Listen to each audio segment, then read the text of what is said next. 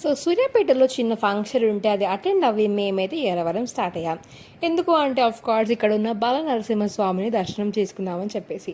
So అక్కడికి వెళ్ళగానే కొబ్బరికాయలు అవి ఇవి అన్నీ పర్చేస్ చేసి మేమైతే దర్శనానికి స్టార్ట్ అయిపోయాం. మేము వెళ్ళిన ఒక 10-15 డేస్ ముందు ఇక్కడ ఉత్సవాలు కూడా అయ్యాయంట. సో మేము వెళ్తున్న టైంలో అయితే temple is under construction. So అలా దర్శనంకి స్టార్ట్ అవ్వాము అండ్ వెళ్ళంగానే దేవుడిని చూడగానే ఎంత హ్యాపీగా అనిపించిందో. సో ఆఫ్ కోర్స్ కానీ కొబ్బరికాయలు ఇంకా బొట్టు అవన్నీ ఫార్మాలిటీస్ కంప్లీట్ చేసుకుని బయటికి అయితే వచ్చేసాం. సో ఇక్కడ రోజు కూడా అన్నదానం పెడుతూ ఉంటారు అంట రెగ్యులర్గా. సో ఇది వచ్చి టెంపుల్ ఎంట్రన్స్.